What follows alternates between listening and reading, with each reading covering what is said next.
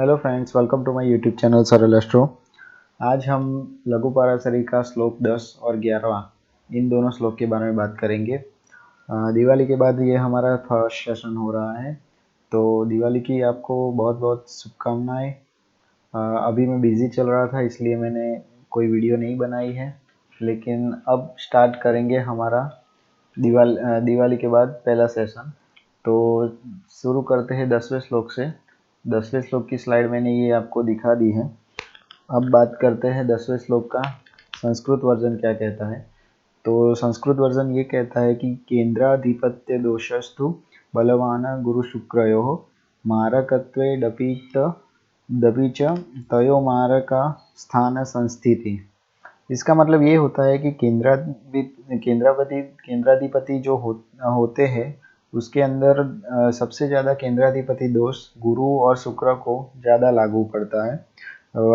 और आपको पता होना चाहिए कि केंद्राधिपति क्या होता है। तो मैंने इसके लिए आपको एक और स्लाइड दिखाता हूँ, जिसके अंदर मैंने दो कुंडली बनाई है।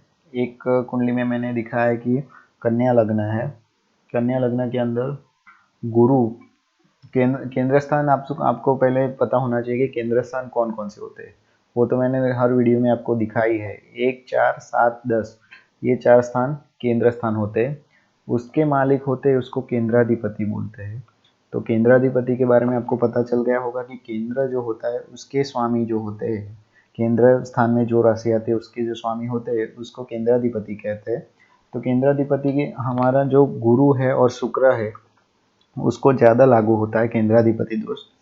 और केंद्राधिपति दोष ज़्यादा लागू पड़ता है। तो अभी हम मैं आपको जो कुंडली दिखा रहा हूँ उसके अंदर कन्या लग्न है और चौथे स्थान में गुरु की राशि है धन राशि और 7वें स्थान में मीन राशि है।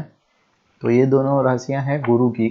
तो गुरु यहाँ केंद्राधिपति होता है। तो गुरु को और शुक्र को ये दोष ज़्यादा लागू पड़ता है। केंद्राधिपति दोष क्या करता है कि आपके जो केंद्र का जो फल होता है, केंद्र स्थान जो होते हैं उसका जो फल होता है वो आपको कम देता है, इसीलिए केंद्राधिपति दोष होते हैं। उसके अंदर भी एक दूसरी कंडीशन उन्होंने ये की है कि अगर केंद्राधिपति दूसरे या फिर 7वें स्थान में बैठा हो या फिर हाँ दूसरे और 7वें स्थान में बैठा हो तो उसको मारक दोष ज़्यादा लगता है। अभी ये मारक दोष के बारे में बात कर रहे हैं। मीन्स केंद्राधिपति दोष तो होता ही है, मारक दोष ज़्यादा मीन्स के मारक दोष भी हो जाता है क्योंकि ये दूसरा और 7वां स्थान है वो मारक स्थान हो जाता है। तो केंद्राधिपति मैंने एक दूसरी जो कन्या लग्न की कुंडली है उसमें आपको दिखाया है कि गुरु यहाँ सेकंड हाउस में तुला का है। तो तुला का गुरु केंद्राधिपति हुआ और केंद्राधिपति होके सेकंड हाउस में बैठा। तो यहाँ मारक दोष ज़्यादा लगता है गुरु केंद्राधिपति से। तो आपको पता हो चल गया होगा कि मैंने यहाँ जो कुंडली में दिखाया है कि कन्या लग्न की कुंडली है और उसके अंदर सेकंड हाउस में तुला का गुरु है। तो यहाँ गुरु आपको मारक दोष का फल देता है और वो प्राणनाशक भी होता है और बहुत बलवान मारक होता है। तो आपको पता चल गया होगा। यहाँ हमारा 10वां श्लोक खत्म होता है। अब बात करते हैं 11वें श्लोक के बारे में। 11वें श्लोक की मैंने एक स्लाइड आपको दिखाई है, उस स्लाइड के बारे में मैं बोलता हूँ संस्कृत वर्जन। उसका संस्कृत वर्जन है बुद्धस्तदनु चंद्रोदपि भवेतदनु तदित्यत न रंध्रे सत्व दोषस्तु सूर्याचंद्र मसार भवेत। इसका मतलब ये कहते हैं कि आपको जो मैंने 10वां श्लोक बताया उसके अंदर केंद्राधिपति और तरीके जो केंद्राधिपति कैसे मारक दोष बनता है केंद्राधिपति से उसके बारे में बताया है। लेकिन उसके अंदर एक कंडीशन इस श्लोक में बताई है कि गुरु शुक्र को जो केंद्राधिपति दोष होता है उससे कम बुध को लगता है और बुध से कम चंद्र को लगता है।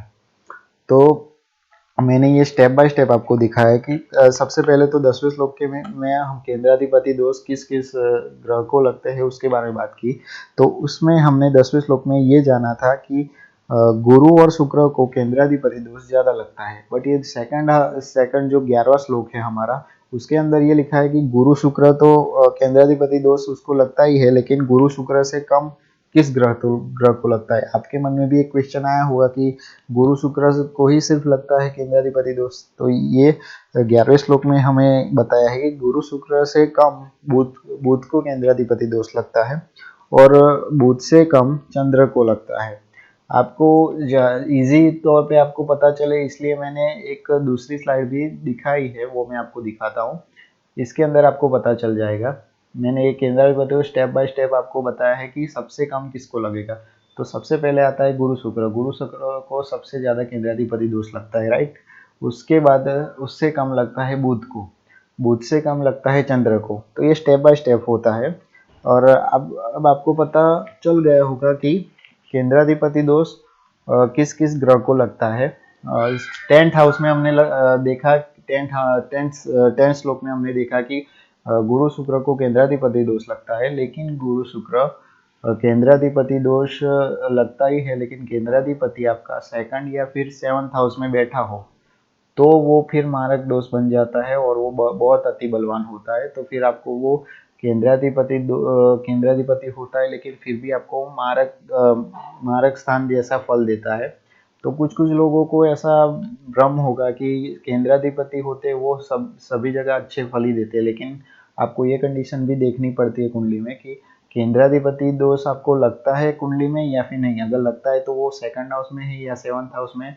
अगर 2nd या 7th हाउस में हो तो फिर आप केंद्राधिपति से अच्छे फल की एक्सपेक्टेशन मत रखिए, वो मारक स्थान का फल ही देता है। और 11वें श्लोक में हमने बात की कि गुरु शुक्र से कम बुध को केंद्राधिपति दोष लगता है और बुध से कम चंद्र को केंद्राधिपति दोष लगता है। तो आज के लिए बस इतना ही था। उम्मीद है आपको ये वीडियो अच्छा लगा होगा। अगर आपको वीडियो अच्छा लगा है तो लाइक शेयर एंड सब्सक्राइब जरूर कीजिए और तब तक के लिए मुझे इजाज़त दीजिए। Thank you.